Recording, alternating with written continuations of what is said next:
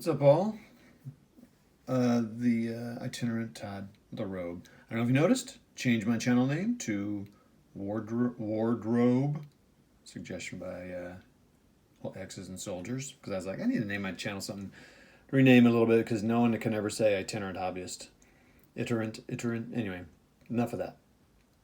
Poland Defiant's the next board game on there. It's been a while since I got a board game on here. It's been a lot of miniatures lately. Been in the mood for that. Poland Defiant by Revolution Games.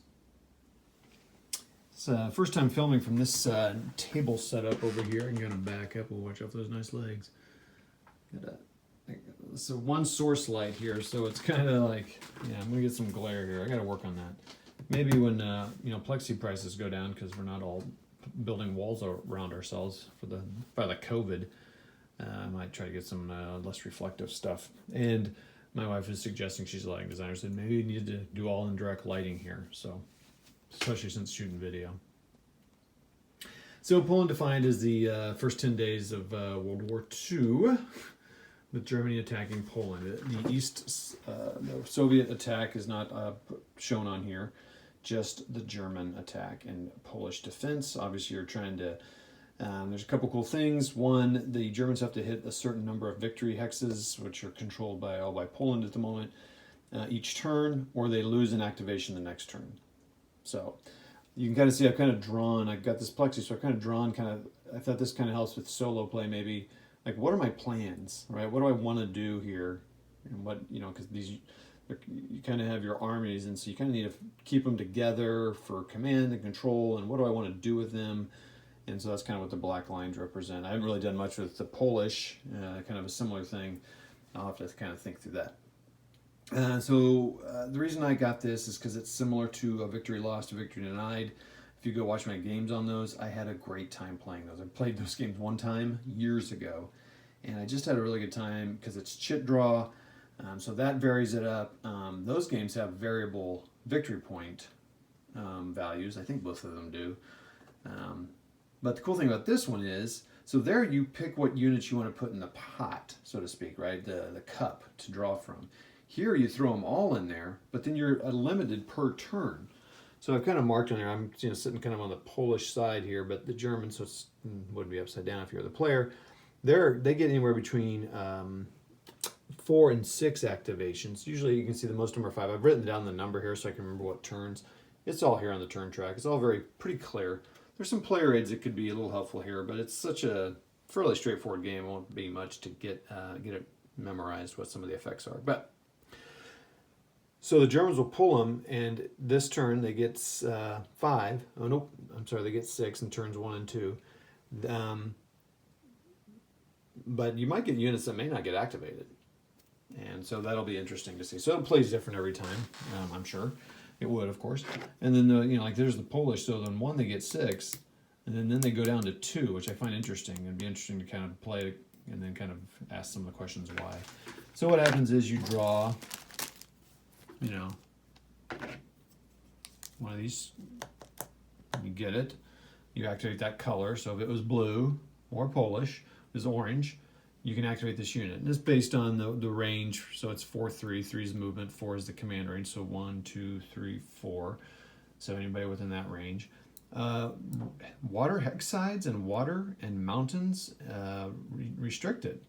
And so you can only get there via road. So that's interesting. In the first turn, the Germans, everyone's in command and can do something. So it says you got kind of a free turn. So you kind of want to get these guys up here, which is interesting because they're all up here. For example, this blue army, it's not blue, I don't have the army memorized what it is. So you really want to get these guys up there. Otherwise, they're not going to be able to do anything but defend. And maybe that's okay. Maybe you want to just kind of defend the side so the Polish don't come up here. I can't imagine the Polish would do that. I'm not sure why you do that. There are independence units on both sides, and so those don't have a bar across them, and like this one here for the Polish, and those can be activated multiple. So in this case, it wouldn't happen, but it could be activated 6 times for the Polish.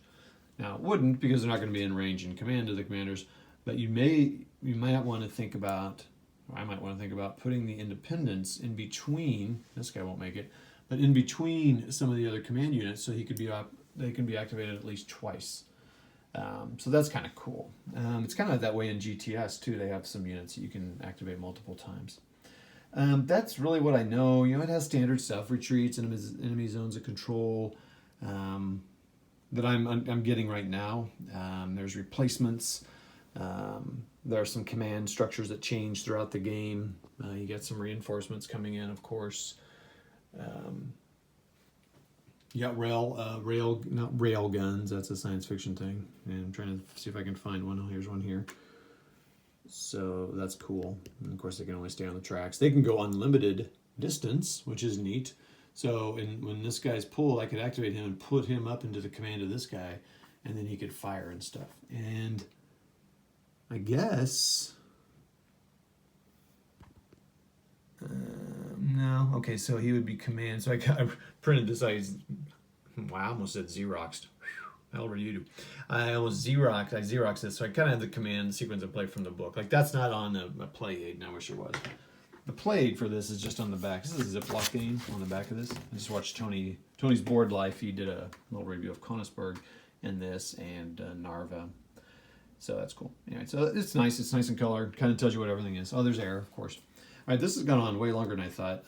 What I'll probably do is just come in here after I kind of get a few turns under my belt, and I feel pretty good about it. I'll come in and maybe show a turn or show a couple activations or something, and we can kind of go through that. I might do like I did with Stalingrad Pocket years ago, and like maybe do, after a couple turns, do the air unit phase in a video, then reinforcements. That's pretty easy if I don't need to do that one. Command phase for sure. Maybe talk about supply in a different video, and then maybe I'll see what the end of turn phase is like and see what that's like. So, all right, that's it. I'm excited. I'm excited to try it out and get this out. I'm gonna, like I said, I'm gonna kind of spend some time, keeping to my plans a little bit. This is maybe a way of, doing solo. And this might change based on, once you start playing, you kind of realize, oh, that's not how the game works. So you kind of need to change your plans, and that's how retreat works and supply. So that's that. I'm excited to start moving counters. It probably won't be till, well, for me tomorrow. I don't know when the video would happen, but that's that. And I appreciate everybody. And hey, it's the new channel, Wardrobe. You can blame Hexes and Soldiers if you don't like it. It's all his fault. Yeah, but I appreciate it's fun to change the name. All right, we'll talk to y'all later, and have a great week, and roll great and be awesome. See ya.